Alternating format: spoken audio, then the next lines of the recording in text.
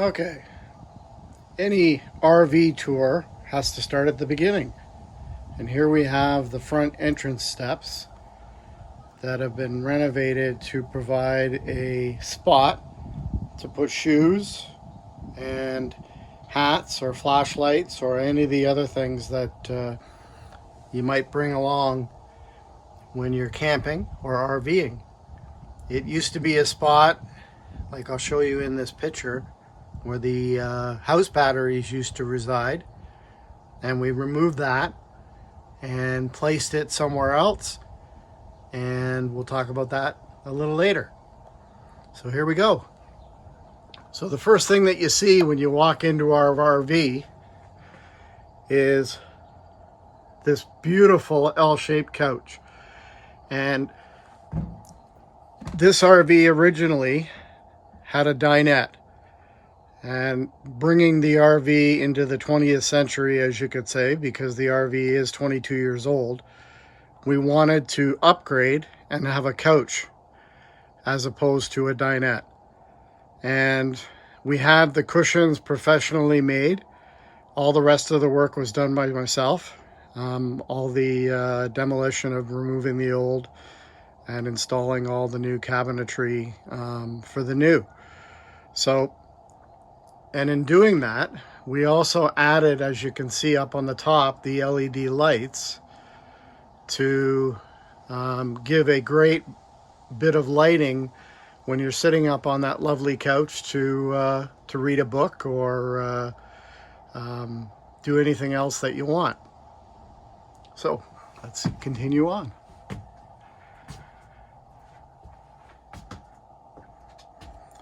Now, we also repainted all the cabinets, as you can see up top, and they were done with 3 coats.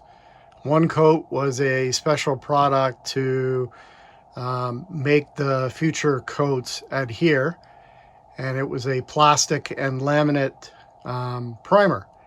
So we did that, and then we put another coat of semi-gloss enamel, and then another coat on top of that of high gloss. And we replaced all the drawer pulls with these to give it a new modern look. And I think it turned out really well. My wife did this beautiful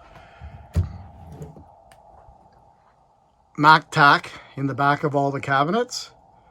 And as you can see, we're using the plastic trays inside. And also,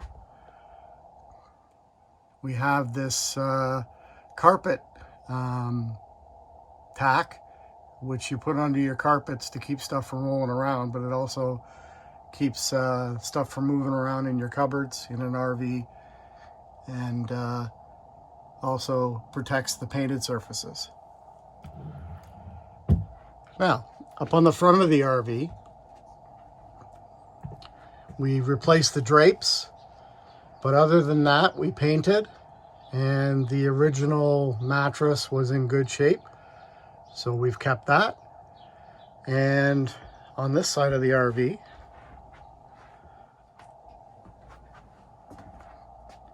it has the original chair that came with the RV, which has a seat belt, which is great. And we're going to keep that. Probably in a year or two, we will have it recovered to match the couch on the left. And that'll fit in really well. My wife made all the drapes that you can see here. And we got those from the Giant Tiger, the fabric, and she was able to make those up really inexpensively. And that's one of the things that we had to keep in mind when we renovated this RV, is that it had to be on a budget. We're not wealthy people, and it had to be a lot of sweat equity and looking for bargains whenever we could. But at the same time, we also wanted to make sure that the RV came out the way that we wanted it. So you can see here just the overall shot, how nice and bright it is now. And you would be hard pressed to not think this was a fairly new RV now. And considering that replacement value to buy a new one similar to this, when I priced it in Canadian dollars, was $208,000.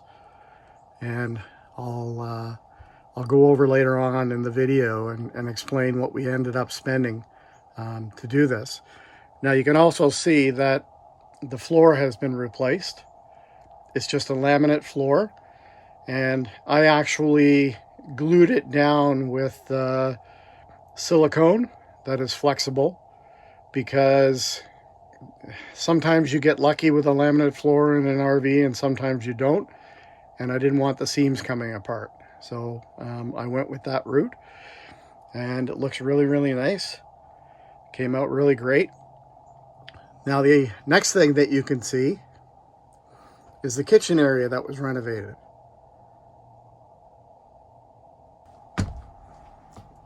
Next up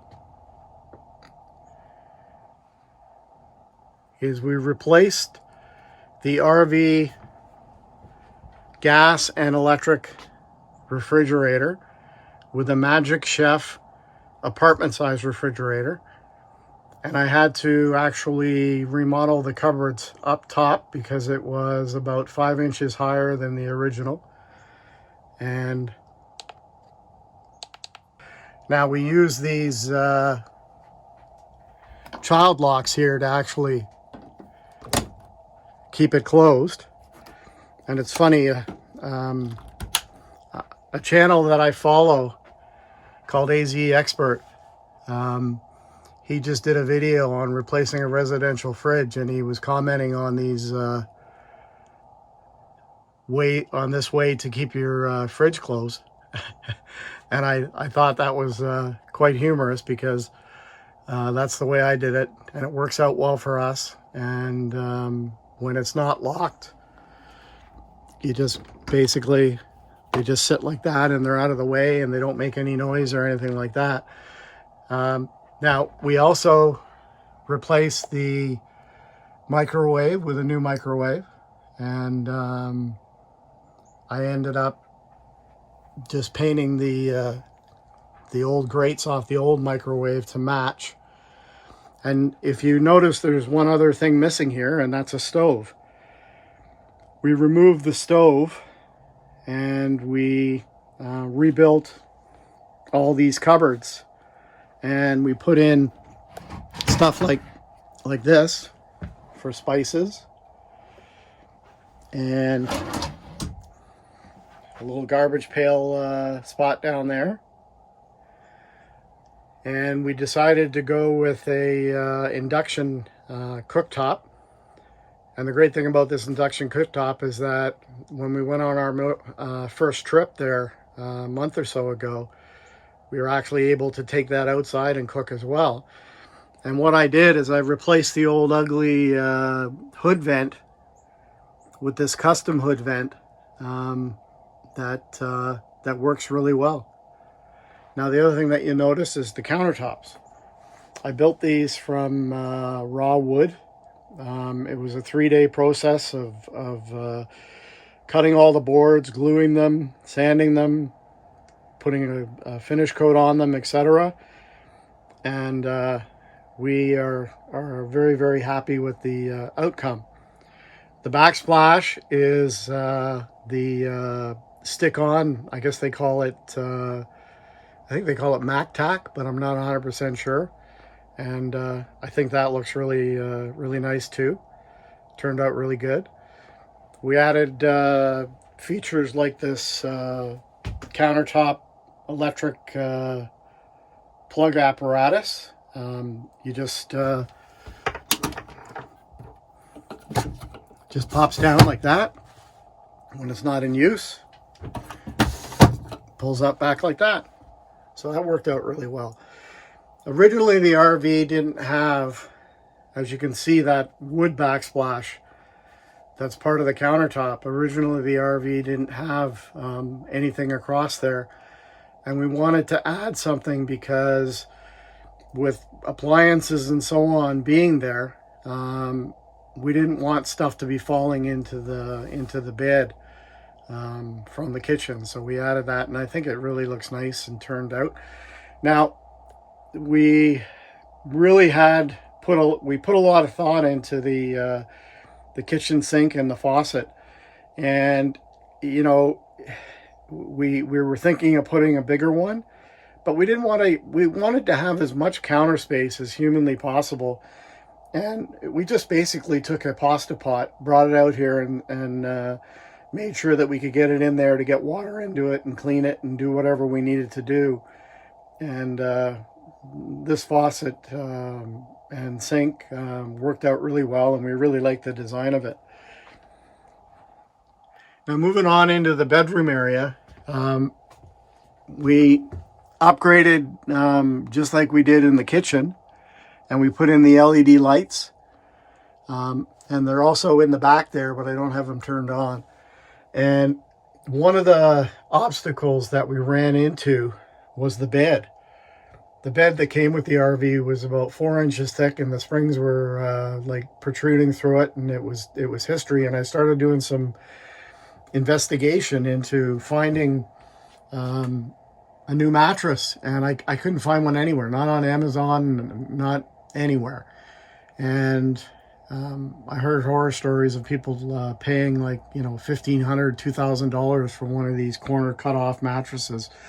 So I actually had a really nice, quite expensive foam mattress that we used on a bed in the house, and we had also used it in a previous RV, a fifth wheel that we had. And we put I took it and I cut it to the width, and then I cut off the corner, and it works out really well. It's great. Now, one of the things that we also added was this door design going into our bathroom. And we just wanted to have something that would just add a little bit of flair. And my wife designed it, and I put the wood on it. And I think that worked out really well. So let's look in the bathroom. Now, the bathroom really didn't get a lot of renovation. It really didn't need it. We are going to put a coating on the bathtub in the spring. We're coming into winter now, and I didn't want to do it before the winter.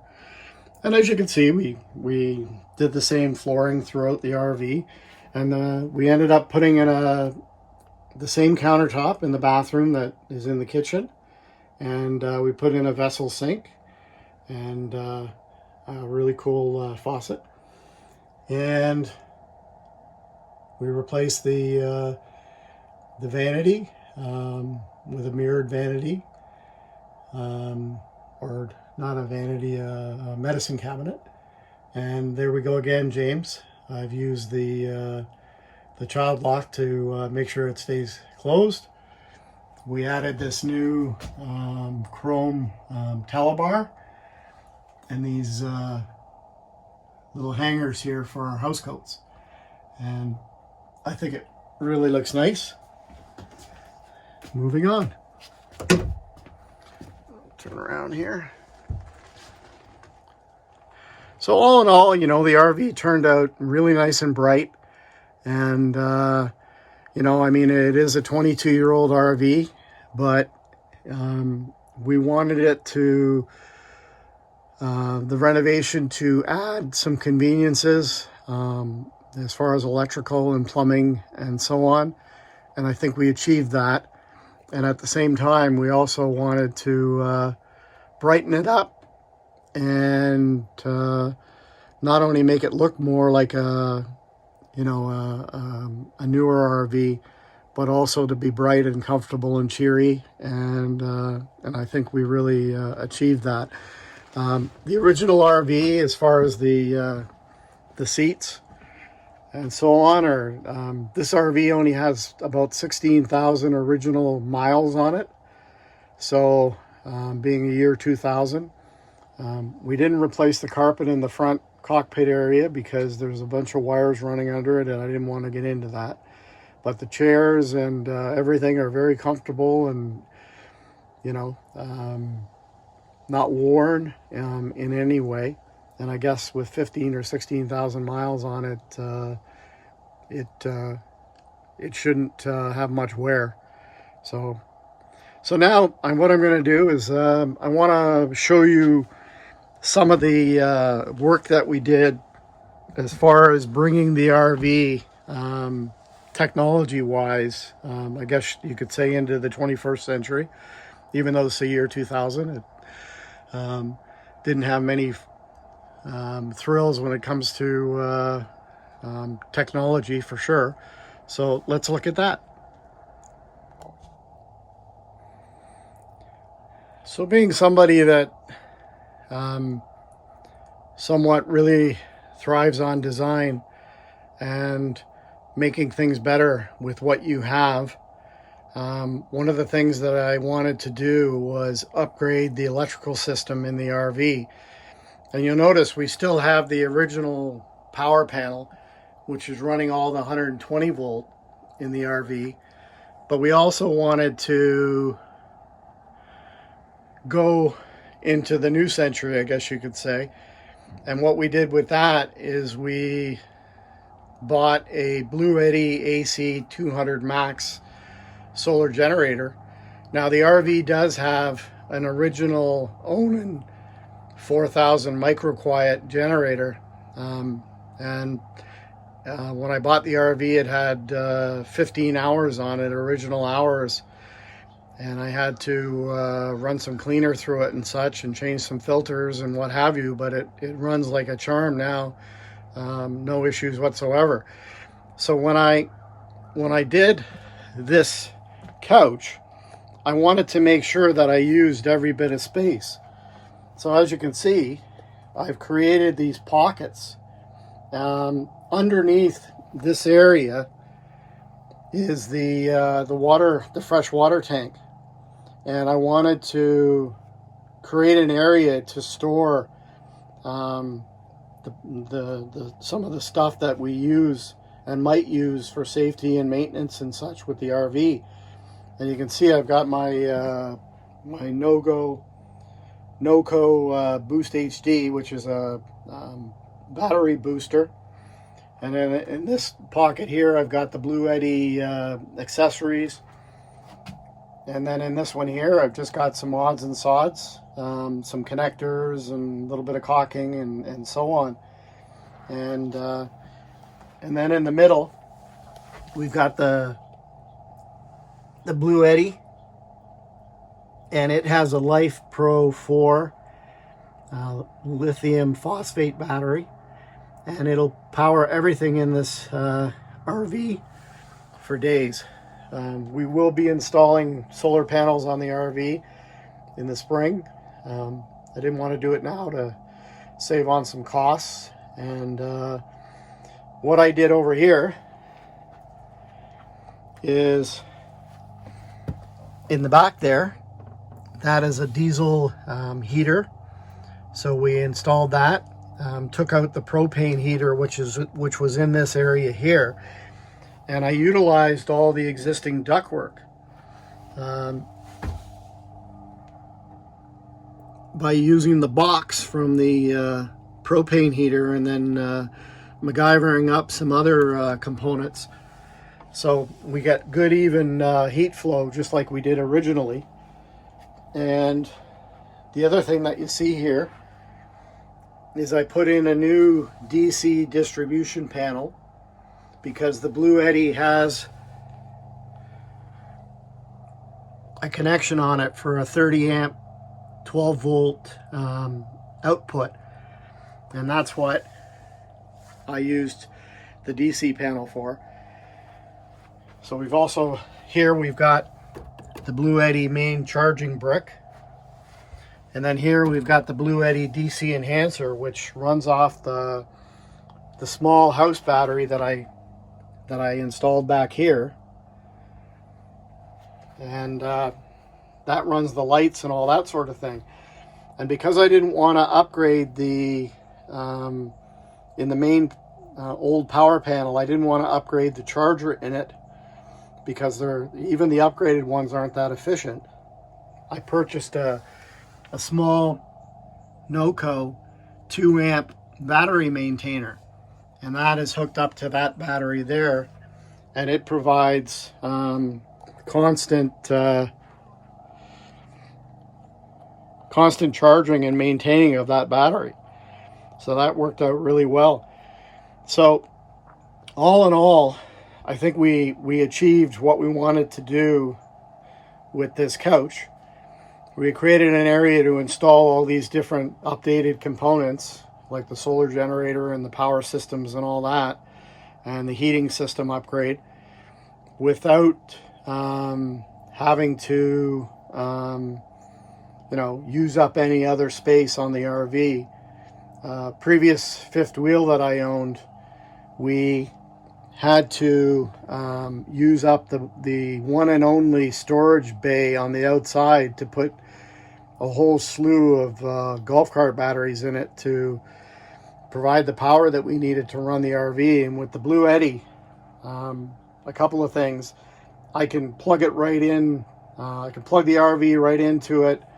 As you can see, it's got a 30 amp plug-in, and so I can run the whole RV off of that, no problems whatsoever. And it's all I guess you could say 21st century technology. So this worked out really, really well in that sense. So anyhow, I hope you enjoyed this glimpse at our updated 2000 Jamboree Rally. And the thing that I wanted to emphasize is that this was done on a budget. And we originally purchased the RV for $20,000 Canadian, which at the time the same RVs were selling for 35 and 40. They're now still selling for 30 with 5 times the mileage on them. And mechanically, all I needed to do to this RV to certify it and make sure it was roadworthy was a 32-cent bulb. Brakes, everything was great. Now that's the only thing we did add were tires, and the tires were still had a lot of tread on them with an RV with only 15,000 miles, but they were old, so I didn't want to take the chance of using those. And all in, this whole renovation was done, labor and materials, for $12,500, and that included all the cushions we had made, which were about $1,500. The Bluetti solar generator was about $3,000 with the accessories, and then wood, paint, induction cooktop, sinks, faucets, flooring, everything all in was about $12,500. Now, how much time did it take? Well, I bought the RV May 13th, and I started working on it about May 20th. And I basically was out here every day until around August 25th for a minimum of 3 hours to 4 hours a day, as I do have limitations on what I can do, and even doing that was extremely difficult for me. But it was a labor of love, and I wanted to build something that me and my wife could enjoy in our retirement, and I wanted to do it for a reasonable amount of money. And yeah, so I hope you enjoyed this tour of our on the road home, and I hope it inspires you to maybe do the same. I have created some other videos with some of the work that I've done on the RV, and I will be creating some more. I didn't create step-by-step videos of us, doing the renovations and ripping apart and all that kind of stuff, because it is extremely difficult to do that when you're trying to do something. And secondly, I think that everybody would agree there's 100,000 videos out there with people ripping RVs apart. So I didn't think that would be relevant. However, all that said, I hope you enjoyed this video. Please subscribe to my channel. Hit that like button. It really helps out the channel and puts a big smile on my face.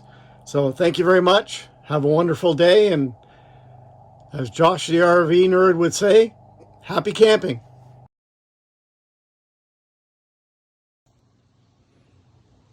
Okay, so today we have decided that we no longer want to have your traditional sit-down dinette that they've always had in a lot of these trailers. So what we're going to do is we're going to make a couch. We're not going to be using the propane furnace in this unit. We're going to be installing a diesel heater or a gas heater, one of the small units that are very good on fuel, because a couple of things. The propane heaters in these units use a lot of electricity to run. They also use a lot of propane, and they throw off a lot of moisture into the air when they are running. So if you do camp in areas that are a little bit cooler, you can end up with condensation on the windows and so on. So this means that I'm going to be cutting off this wall here. This, which is the existing furnace, is going to come out. The power panel, which is here, thankfully has a lot of slack, and I'm going to be able to move that over into this area here, because the couch is going to be about here this way, which is going to be about even with the fridge wall here. So it's going to open up this area more to the kitchen, and I'll bring back the power panel over to here. There's a water pump underneath there as well, which will get brought over to here. And yeah, so that's the next project that I'm going to tackle. It sure is a lot of work getting it the way you want it, but it'll definitely be worth it when I'm done, for sure.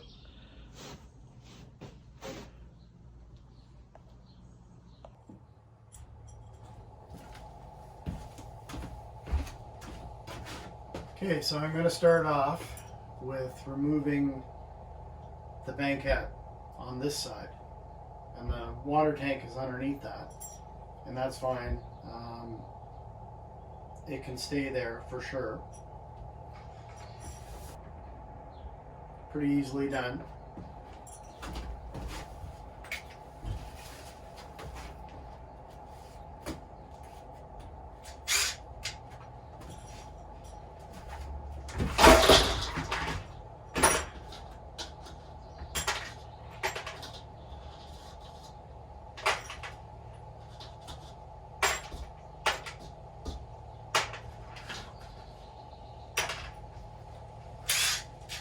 First thing you gotta do is make sure you don't fall on your butt.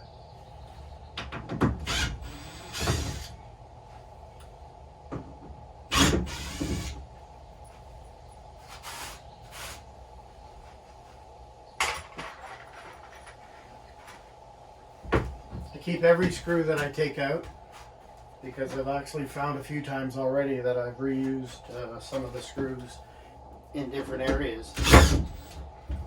So it comes in handy doing that.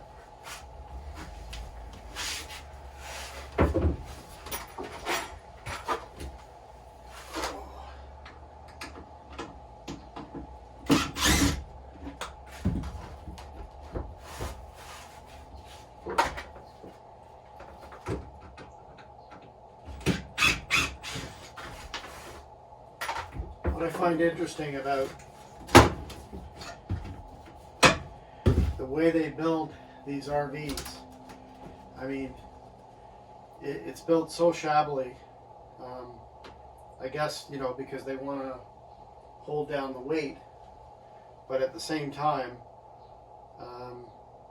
it just could be done a lot more solid, for sure. But every pound is gas mileage. So what I'm going to do is, when I rebuild all this, I'm going to do it with aluminum, and it'll have a little bit of wood in it, but mostly aluminum, which will cut down the weight and make it good and strong.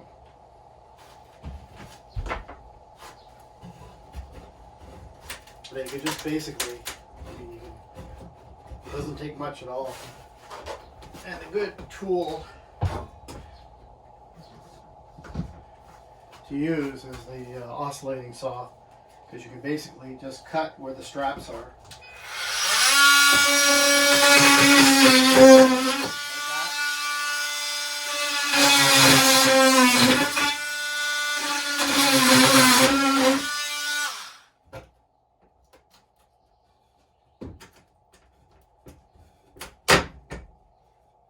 Take it out.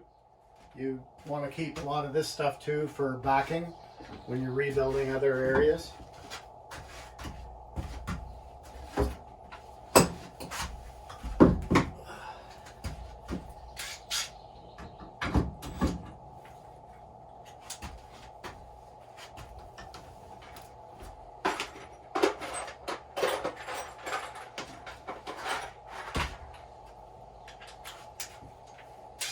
Now, somebody's had this out at one time, because there's Robertson screws, which don't typically get used in American woodworking.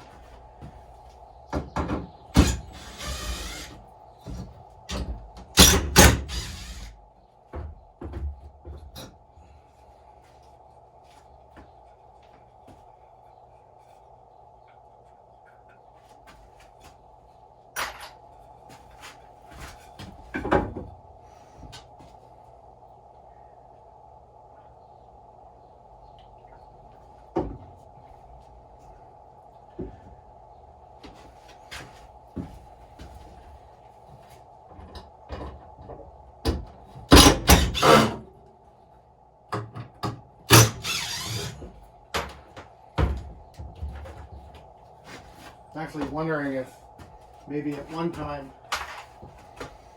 they replaced this water tank, because all the wiring here has been what I would call a cluster something or other together. Not a very good job of reconnecting with just some tape. And I'm going to use some lever nuts to refasten all that together.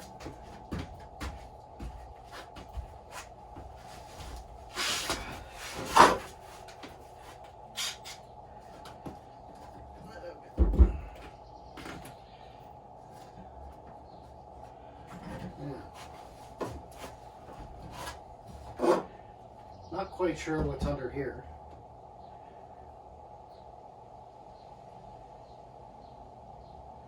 There are screws in it, so I'm assuming that there's something running under it, but I'm not 100% sure. And I guess the only way to find out is to take the screws out and see.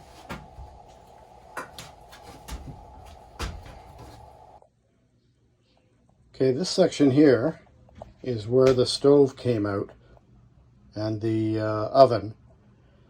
So I'm going to be rebuilding it. And in this area here, this is going to be moved over to provide for a larger slide out pantry shelf. And then in this area here, there's going to be 2 pot drawers and a door on the bottom down here for extra storage. I'm not quite sure what we'll put in there at this point.